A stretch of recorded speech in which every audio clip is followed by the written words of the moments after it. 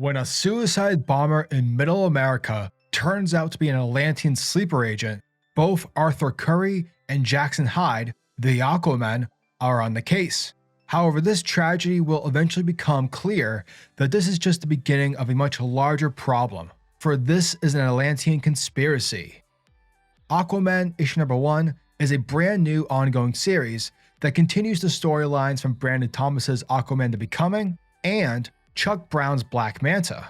And right off the bat, folks, I love the fact that this book is written by both writers. It keeps the synergy going from those two books, plus from a narrative perspective, it's obvious that both of these writers are on the same page when it comes to Aquaman and the world around him. Now, with that being said, this issue is fast-paced. It doesn't hold its punches when it comes to its story. Basically, if you've read Aquaman Becoming and Black Manta, then this issue will do you justice. You won't be asking questions as to what's going on. However, if you didn't read those books and you're planning to pick up this book in order to get some current day Aquaman, then you might be confused with some of the book's story beats. You might find yourself asking questions like, why is it that Black Manta is in the possession of a trident? Or why is it that Jackson Hyde is acting so intense? And why are folks calling him Aquaman? Well, if you read the books pre-alluding to this, then you would know. So yeah, that's probably the biggest negative going into this book. However, that still won't deter your ability to still have a fun time. There's a lot of fun action to be had here. Ocean Master controlling a giant sea snake is pretty badass, along with the overall mystery regarding these sleeper agents. Like, what's their deal and why is it that they're so committed in making sure people know that Atlantis remembers prior to, blowing themselves up? Also, I'm pretty sure that this is the first time both Aquaman and Black Manta will actually be working alongside one another, which should make things pretty interesting moving forward. The art in this book is spectacular. Sammy Basri knocks it out of the park. Everything looks fun and colorful, from Arthur's golden suit to Jackson's bright orange shirt, and heck, even Black Manta in this issue looks pretty dope. And sure, his visual concept is pretty basic color-wise, yet Adriano Lucas, being the badass that he is with color, makes Black Manta look dynamic in his appearance, with all the different styles of black and various forms of shade, thus making him appear menacing in every panel. Overall, from a story and visual perspective, this comic was satisfying. And like I said earlier, don't go into this issue thinking that, there's going to be a page dedicated to recapping on what's been happening in the world of Aquaman, because you will not get that here. Just know that you might have to do a little research on some of the recent backstory revolving both the Aquaman and Black Manta.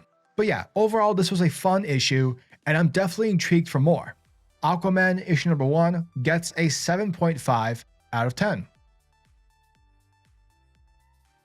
Aquaman issue number 1 start things off like a basic Tuesday in the city streets of Manhattan, where a group of New Yorkers are in line to get some hot dogs. And basically everyone here is just kind of shooting the shit, talking about politics regarding Atlantis and how Queen Mera wants the underworld nation to join the United Nations. And while everyone is just doing their thing, chaos starts to ensue, as waves of water immediately begin to flood the streets. And that's because there's a giant sea serpent attacking the United Nations headquarters.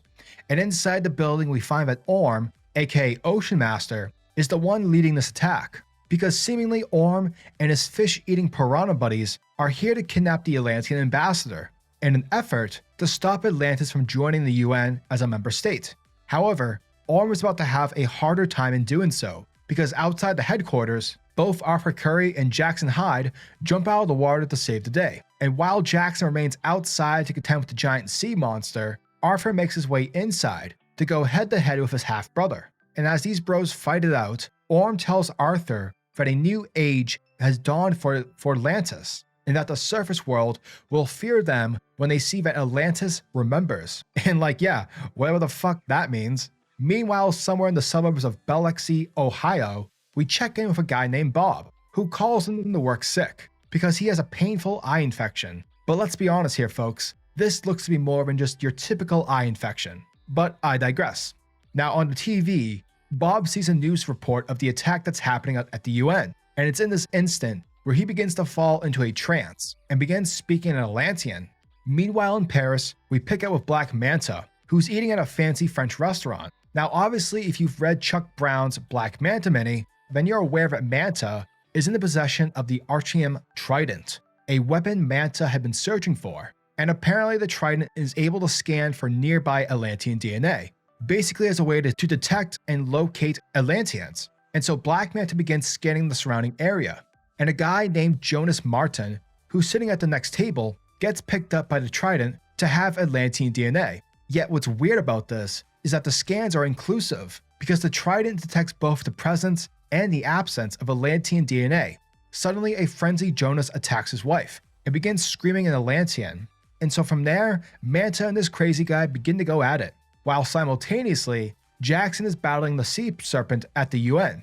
Basically, what this scene is showing us are the similarities between Manta and Jackson, since, they're father and son, which from a storytelling angle is a pretty cool way to show this. Now, eventually Manta is able to restrain Jonas. However, Jonas goes into cardiac arrest and ends up dying. And so in order to understand on what's going on, Manta takes Jonas's body and sends out a call to an unidentified contact saying that his cover is blown. Switching back over to Ohio, Bob goes to the hardware store and buys a bunch of supplies, while seemingly oblivious to the world around him, while still continuing to speak to himself in Atlantean. Back at the UN, the two brothers continue to do battle on the floor. Now Arthur tries to tell his brother that no matter how many times you've tried to wage war against the surface, you always end up losing. Basically, dude, you can't win.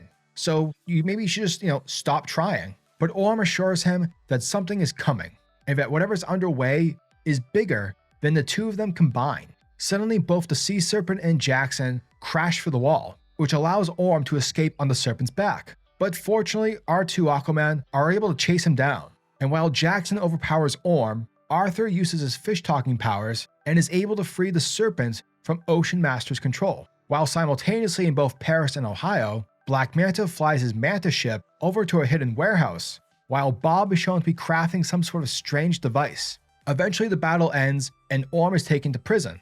But from there, Arthur tries to talk to Jackson, because during the fight, Arthur noticed the amount of wounds on the Serpent's face. And so it's clear that Jackson, due to everything that's been happening to him and Aquaman to becoming, having been branded a traitor by Atlantis, along with his mom currently in a coma, it's obvious that Jackson took out his anger against the Serpent, which is very much unlike him, and so it's troubling Arthur.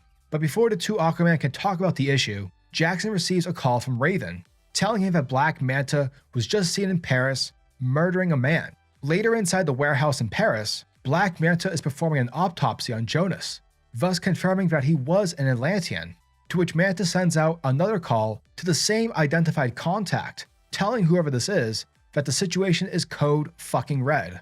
Meanwhile in Ohio, friendly everyday man Bob is apparently not that friendly, because it turns out that the guy constructed a bomb in his basement, and he immediately detonates it when his wife comes in to check on him, saying for Atlantis, "We remember," thus destroying the house and killing them both. Switching back to the warehouse, Jackson shows up and bursts through the door and begins attacking his father. However, Manta tries to tell his son that this isn't what it looks like. And sure, typically I am a dick, but today, dude, I'm actually trying to help save the world. And it's in this moment where Arthur Curry steps in and tells Jackson to stop fighting, because it's revealed that Black Manta, Aquaman's arch nemesis, and Jackson Hyde's terrible dad is working with them.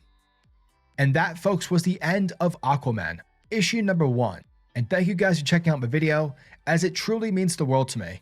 And as always, I'm your majestic slayer over at SuperCliff, and if you guys are new to the channel, then do me a solid by smashing that like and subscribe button, and also hit that notification bell so that you'll never miss out on an upload, and so that you'll always be kept up to date with your favorite top tier comics happening in the comic book world.